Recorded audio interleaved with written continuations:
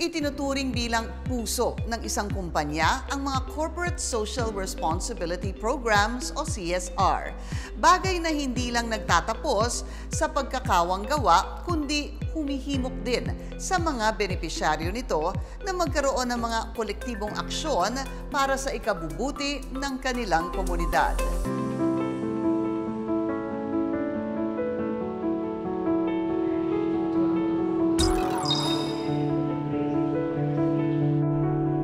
Kilala ang Pilipinas bilang natatanging Kristiyanong bansa sa Asya. Ayon sa datos ng Philippine Statistics Authority o PSA noong 2023, 78.8% ng mga Pilipino ay kabilang sa simbahang Katoliko. Yung Catholicism is very deeply rooted in the lives of Filipinos. Bago pa man dumating yung mga Spaniards to colonize our country, ay meron ng faith yung mga tao. At pinalalim na lamang nila yon sa pamamagitan ng pagtuturo sa atin ng Kristyanismo. Pinakilala sa atin kung sino ang Diyos. Amen, I say to you. Ang pagkakaroon ng malakas na pananampalataya sa Diyos ang siya ring nagsisilbing ilaw at gabay natin sa pang-araw-araw. Isang matatag na pundasyon na nagsisilbing sandigan ng ating isinabubuhay. Ang isang mabuting tao, palaging may pananampalataya sa Diyos. At tayo mga Pilipino, very important sa atin yung ating pamilya. So that is one teaching of the Church na na-exemplify natin bilang mga Filipinos. Mas lumilitaw ang kahalagahan ng pananampalataya pagdating sa paglilingkod sa ating kapwa. Bagay na siyang pinanghahawakan at pinangangalagahan ng Organisasyong Felicidad TC Foundation. The foundation was established in 2008 to support the establishment of spiritual communities, the values that we learned from Mrs. C, and we want to share with the community the strong Catholic faith, and then also the respect and love for people.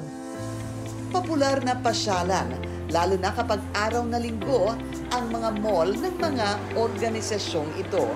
Kaya naman, minabuti ng grupo na magtayo ng mga chapels sa loob mismo ng kanilang mga establishmento para mas lalong mapalapit ang mga pamilyang Pilipino sa Panginoon. Sundays are family days, so if they go to the mall, they would perform already their duties as Catholic, attending the Sunday Masses. Mula 2013, bukod sa pagtatayo ng mga simbahan sa mall, ay tumulong rin ang foundation na ipaayos ang iba't ibang simbahan at chapel sa bansa na layong patatagin ang espiritualidad ng mga pamilyang Pilipino. Gaya na lamang ng chapel nilang ito sa Makati City. Kaya kapag linggo, no, punong-puno yung mga mall chapels, kasi nandito na yung tao eh. At sinusunod nito yung principle ni Jesus na kung nasan yung mga tao, nandun si Jesus. Bilang Katoliko, ang simbahan ay pahinga. Pahinga namin, parang nasa tahanan ka ng Diyos. Malaking bahagi rin ng programa ng foundation ang pagpapatibay ng pamilyang Pilipino. Yung isang taong nagmamahal sa Diyos, magmamahal din yan sa asawa.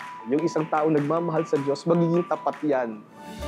Sa pamamagitan ng kanilang mass wedding program na Kasalan sa SM, hindi lamang nakapagbibigay ng libreng kasal ang organisasyon sa mga bagong mag-asawa, napapatibay rin ito ang kanilang pag-iibigan na nakasentro sa matatag na pananampalataya sa Panginoon.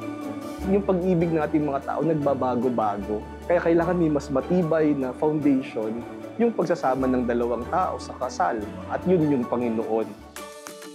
Nitong nakaraang Mayo, isang mass wedding ang isinagawa ng organisasyon sa isang simbahan sa Pasay City.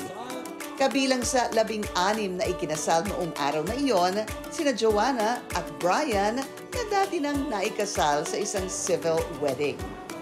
As much as possible na magpakasal tayo sa church. Kasi iba pa rin yung kasal tayo sa church kasi magkakaroon tayo ng basbas ni God. Hindi lang naman dito natatapos eh.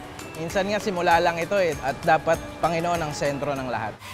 Ang kagandahan pa sa mass wedding na ito ay sagot ng mga grupo ng kanilang social good partners lahat ng pangangailangan ng mga ikakasal, magmula sa susuoting damit, hair and makeup, at pati na rin ang reception. Sobrang saya dahil di namin akalain na makakasal kami na wala kami man lang na ginastos. Ultimo yung barong ko, sinagot talaga ni SM. Sa lahat ng ating ginagawa, nararapat na nasa sentro ng lahat ng ito ang Panginoon. Kaya naman nais itaguyod ng foundation na ito ang matatag na pagpapahalaga sa pamilya, sa loob at labas man ng ating komunidad. I wish to thank the C family, especially Nanang, for this great service that they give to the Filipino people, for taking care of our faith and for providing space in their malls to exercise the Catholic faith. Going back to Mrs. Felicidad C's narrated stories to us, family is the strongest foundation that one can have in the community.